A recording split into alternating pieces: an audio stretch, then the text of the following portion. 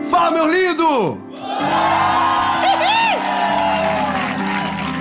Meu lindo, minha linda! Welcome! Shalom! Gente, nós estamos em Israel. Aqui ao fundo você está vendo a Galileia. E aqui você está vendo o David. E a presença que você sente é do Galileu. Não é verdade? É ele, Jesus.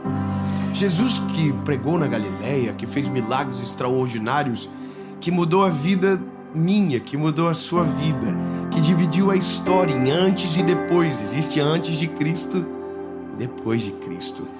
Se um dia algum ateu te incomodar, diga para ele: olha o calendário e veja o dia que é hoje. Ele vai dizer: por quê? Veja o dia. Aí ele vai dizer: olha, 15 de abril. De quê? De 2023. Depois de quem? Ele dividiu o mundo, meu lindo, em antes e depois dele. Não venha dizer que ele não é real. Excuse me. Mas olha, deixa quieto, vamos, sem polêmicas. O Pedro que habita em mim dá vaga pro João, que também mora perto. Há uma palavra de Deus sobre nós. Eu só quero te pedir um favor. Se você ainda não é inscrito no canal, se inscreve. Ativa o sininho. Entendeu? Ativa, faz por dó. Se inscreve. Porque às vezes eu peço, as pessoas falam assim: não vou. Não, irmão, faz por dó. Entra no telefone lá, vê, porque nós temos uma meta. E quando vir a meta, a gente vai dobrar a meta.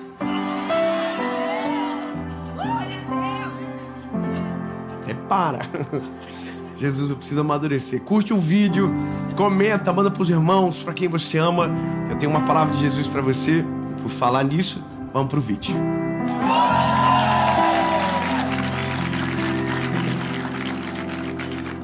Olha, vocês estão ficando bom nesse negócio de gravação. Marcos capítulo de número 4, versículo de número 35.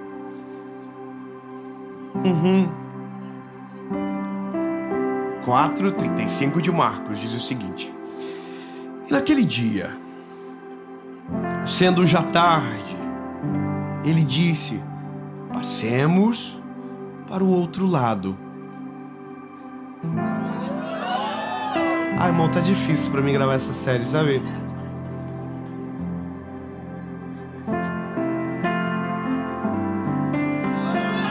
Aqui. Ai, Jesus, me ajuda, Senhor. Vai ser bem complicado hoje. E despedindo a multidão, levaram-no consigo como estava no barco. Havia também com eles outros pequenos barcos. E se levantou uma grande tempestade de vento. E as ondas batiam no barco de modo que se enchia. E ele estava na parte de trás do barco dormindo, sobre uma almofada. E eles o acordaram dizendo: mestre, você não se preocupa que a gente está prestes a morrer? E ele, levantando-se, repreendeu o vento e disse: aquieta-te, mar.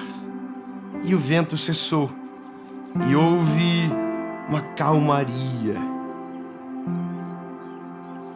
E ele disse: por que vocês são tão medrosos?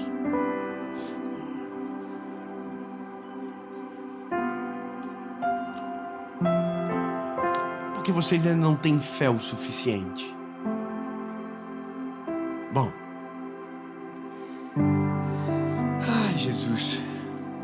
O que a Bíblia está contando é uma história que você já conhece. Já ouviu milhares de vezes, assim como eu também.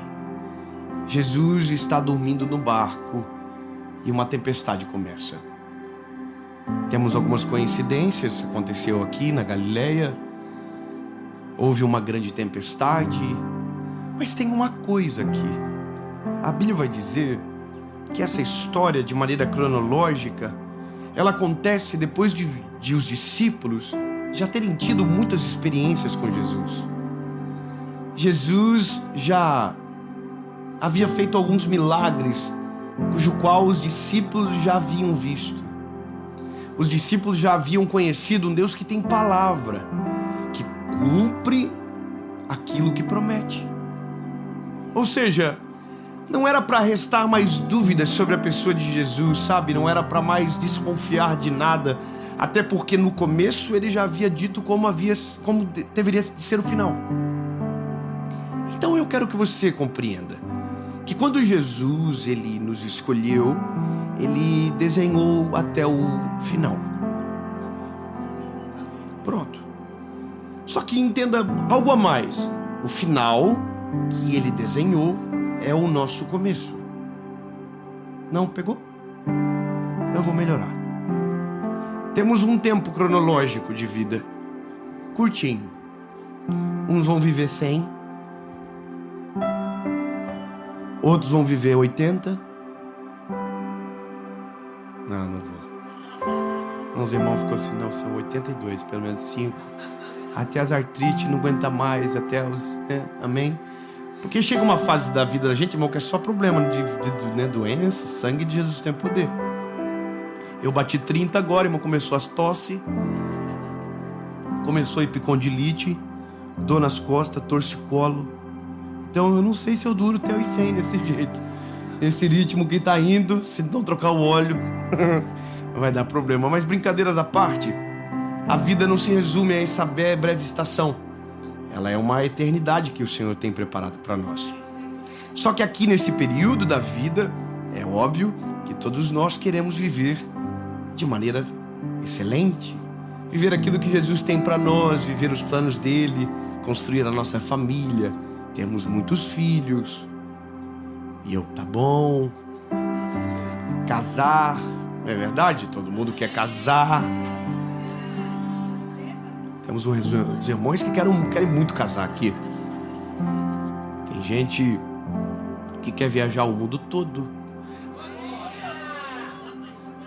Senti mais alegria nessa parte, mas todos nós temos os nossos planos. Só que há alguns momentos da vida nós nos encontramos em circunstâncias que parece que tudo aquilo que essa vida poderia nos dar vai ser destruída por uma tempestade. E é nesse dia que a nossa fé é provada. Eu quero ser sincero com você. A fé sua, ela não é provada quando tudo está dando certo. A sua maturidade espiritual, ela não é comprovada quando a vida está redondinha. Quando tudo está saindo conforme planejado, quando o mar é tranquilo, quando o barco está arrumando em linha reta. Não, a vida da gente, ela é provada quando as circunstâncias acontecem. Quando as tempestades vêm. E eu vou te dizer, lindo, tempestade acontece todo dia. Para todo mundo, sempre tem uma tempestade. São os níveis. Uma tempestade maior, uma tempestade menor. Mas todos nós temos os nossos problemas. O problema é que a perspectiva da gente sobre tempestade sempre é individual. Então, na nossa cabeça, a nossa tempestade sempre é maior que a dos outros. Coitado da gente. Sempre tem alguém com BO bem pior do que o seu. Sempre. Eu sei porque eu ouço as histórias. Eu leio os directs. Eu vejo. E às vezes eu fico pensando, Jesus dos crentes. Como pode conseguir? Porque tem coisa e confusão, irmão, que você olha e fala assim, nossa, foi ele que provocou. Então, convenhamos, tem tempestades que acontecem ao acaso, mas tempestade que a gente faz com a nossa mão, a gente faz para ver o pau torar. Irmão, vou ser sincero, você escolheu casar. Você escolheu o piorzinho. Ruim, bravo. O problema é seu. Foi você que escolheu. Não foi Deus que falou assim, ó, querida, tome, pega esse anjo do céu aqui pra você. E que virou Lúcifer do nada. Não, irmão. Você foi e escolheu. É você que escolhe o trabalho, é você que escolhe a profissão, é você que escolhe a empresa, é você que escolhe a faculdade. É você. Você entende? Grande parte das tempestades é a gente que provoca. Mas o que importa agora é o que nós fazemos no dia da tempestade, ou o que pensamos quando a tempestade acontece. E agora aqui é maravilhoso, porque veja, é um lago tranquilo, sem muitas expectativas de tempestade. Eles entram e a primeira tempestade que eles vão enfrentar agora, Jesus está no barco, dormindo. Ouviram essa parte? Jesus está no barco, dormindo. Pode falar com a boquinha linda que Jesus te deu. Jesus está no barco, dormindo. Tá vendo que vocês têm o mesmo problema que os discípulos? Porque o alvo não é o dormindo, é o estar no barco. Vocês enfatizaram mais o dormindo do que o estar no barco. Então, vamos começar a ajudar vocês. Jesus está no barco. Fica a boquinha. Jesus está no barco, dormindo. Vamos de novo. Jesus está no barco. O que menos importa é o que ele está fazendo. Ele está. Obrigado. Vamos gravar isso no coraçãozinho. O que menos importa é o que ele está fazendo, porque ele está. Entende que nós vivemos uma vida inteira tentando descobrir o que ele está fazendo e esquecemos que ele está. Será que ele está me ouvindo? Ele está. Ele é onisciente, onipresente, onipotente. Está em todos os lugares, conhece, ouve, sabe tudo. As conversas que você não ouve, ele ouve. As orações que você pensa que ele não ouviu, ele ouviu. Jesus está no barco dormindo. Pronto. Aí a Bíblia vai dizer que os discípulos entram no barco com Jesus dormindo. Jesus tem um soninho pesado. Está dormindo. E eles estão no meio. Aqui. Quando de repente uma tempestade começa. E a Bíblia diz que a tempestade não é fraca. A tempestade é forte, o barco começa a encher. E Jesus não está. Vamos de novo. A Bíblia diz que o barco está enchendo d'água e Jesus está. Pronto, não importa o que ele está fazendo, gente. Pelo amor de Jesus. Ele está. Ele está. Sabe qual é o nosso problema? Às vezes parece que ele não está respondendo, mas ele está.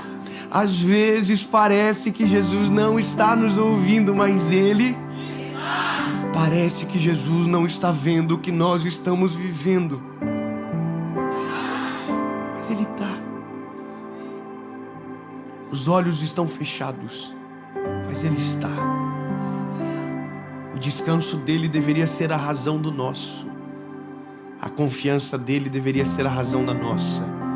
A Bíblia diz que Jesus está dormindo, o pau está torando por discípulos, o Pedro deve estar jogando água para fora do barco, o João deve estar tentando assim orar inquietinho. Jesus, acorda logo, acorda Jesus, acorda, porque o João era o mais de boa, mas quando o Pedro deve ter visto o João tentando acordar, ele foi e Jesus falou assim: acorda, se eu trouxe nós para morrer aqui no meio do nada. Daí Jesus levantou. A cena deve ser maravilhosa, Jesus levantando, coçando os olhinhos, pau torando, tempestade, e todo mundo olhando para ele assim: e aí, o senhor vai fazer alguma coisa? Nós estamos aqui, o barco está cheio.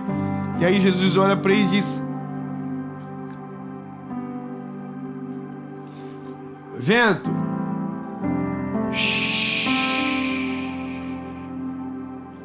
te acalma, vento. E aí o vento acalmou. E os discípulos ainda não estão calmos não, irmão. Os discípulos estão tudo assim, ó. E aí Jesus olha para os discípulos e fala: vocês ainda não aprenderam nada. Vocês ainda não entenderam nada. Vamos dar um replay. O texto começa Jesus dizendo: passemos para o outro lado. O que isso significa, Dave? Simples. Jesus já disse o final da história. Passemos para o outro lado. O final da história estava escrita no início dela. Passemos para o outro lado.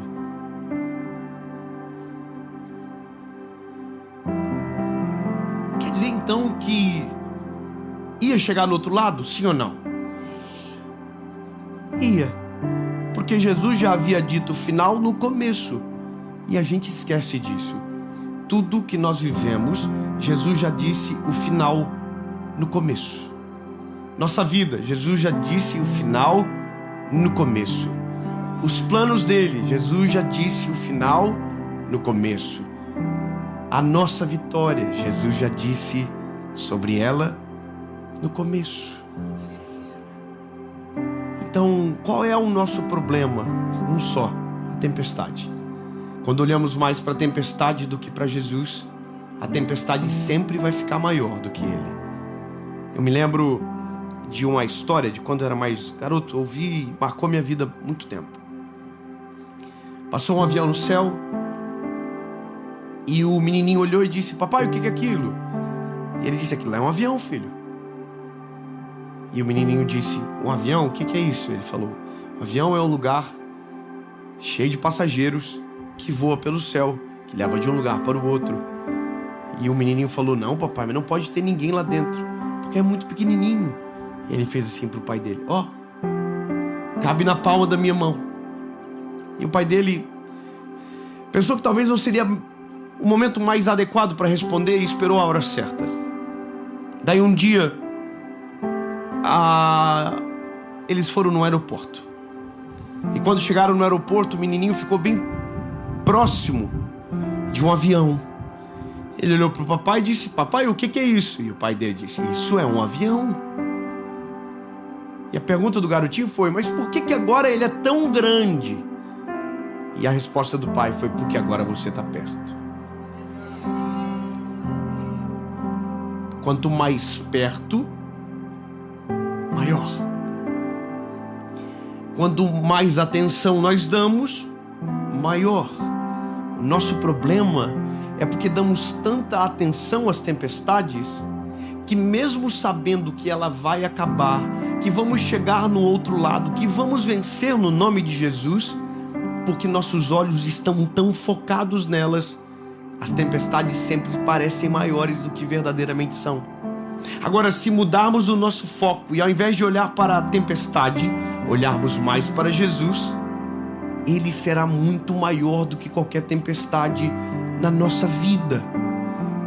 Se eu puder viver isso, se eu pudesse viver isso, com essa compreensão, os discípulos iam desesperar e eu queria poder estar lá para dizer: gente, relaxa, o homem está no barco, vocês acham que ele vai morrer com nós juntos? Porque qual que é a parada, irmão? Se morre um, morre tudo. Eu ia ficar perto de Jesus, só isso, irmão. Deixa o Pedro tirar a água do bote, entendeu? Deixa cada um com seus B.O. Eu ia colar em Jesus e Jesus, vou dormir com você também aqui, vou deitar um pouquinho. Porque na verdade o que Jesus mais deseja de nós é que a nossa confiança seja tamanha que no meio da tempestade a gente consiga descansar. O que Jesus mais deseja de nós é que no meio de qualquer tempestade a gente consiga descansar, porque só vive o resultado da confiança quem descansa nele. Por isso que a palavra fala: descansa no Senhor, deleita-te no Senhor. O que a Bíblia está dizendo é: se nós descansarmos nele, a tempestade vai embora sozinha. A tempestade só fica quando a nossa atenção está nela. Sabe, é como um apelido que só pega quando você não gosta. Se os teus olhares estiverem para Jesus, a tempestade chega e vai embora. Quando Jesus levanta, acorda e ele resolve o problema num sopro, uma fala. Mas o problema que Jesus precisava resolver não era mais a tempestade, eram os discípulos. Ele não diz tempestade irritante ou tempestade perigosa. Não, ele diz: aquieta-te, vento. E chama a atenção dos discípulos. Ele não chama a atenção da tempestade e aquieta os discípulos. Ele faz o contrário. A gente demora muito para entender a Bíblia. Jesus não está brigando com a tempestade e acalmando os discípulos. Ele está acalmando a tempestade e brigando com os discípulos. Gente, fica calmo. Deixa eu olhar nos teus olhos, bebê. Fica calmo. Não importa o tamanho da tempestade, não importa se o vento é forte, não importa se as ondas são altas demais, se Ele está junto com você, te acalma, descansa, porque nenhuma tempestade submergirá você se você estiver com Ele. Um amém de 2 irmãos já vale, mas eu vou acreditar que você está entendendo. Se Ele estiver com você, nenhum vento, nenhum mal, nenhuma tempestade, nem flecha que voe de dia, nem na escuridão vai atingir você.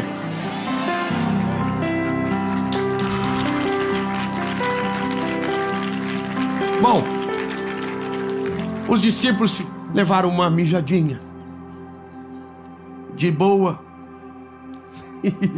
Jesus provavelmente deve ter voltado a mimir. E eles ficaram pensando: nossa, por que nós fomos acordar ele? Nós estava quase chegando. Meus filhos, quando eu brigo com um, o outro diz: mijadinha, levou, hein? Porque eu também ensinei eles. Mas quando a tempestade passou, Jesus deu aquela nos jovens ali.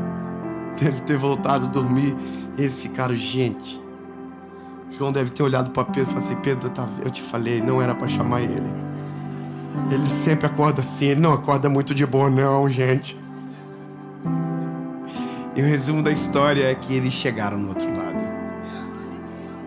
E eu vou acelerar a história. Eles chegaram no outro lado.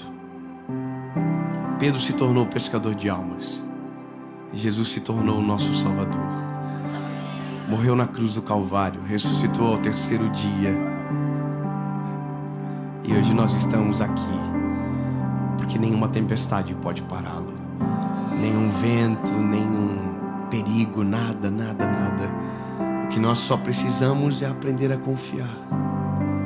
Se existe algo que nós, como seres humanos, precisamos aprender de maneira rápida e urgente, é que se Jesus estiver junto conosco, nada precisaremos temer. Ele é a razão da nossa confiança. Ele é a rocha inabalável. Salmo 125 diz: os que confiam no Senhor são como os montes de Sião, que não se abalam, mas permanecem para sempre. Amém.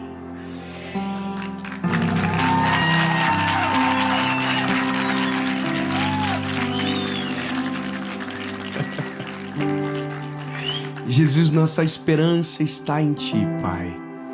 Tu és o nosso socorro bem presente no dia da angústia, no dia da tribulação, Pai. Mas precisamos entender que se o Senhor está conosco, não há o que temer, Jesus. Nenhum vento, nenhum mar, nenhuma tempestade, nada irá nos submergir, Jesus. Tu és fiel para cumprir tudo aquilo que prometeu. Portanto, Jesus, nada poderá nos afastar do Teu amor. Nada poderá impedir que os Teus planos aconteçam na nossa vida. Em Teu nome nós oramos, Jesus, confiando e descansando em Ti. Em nome de Jesus.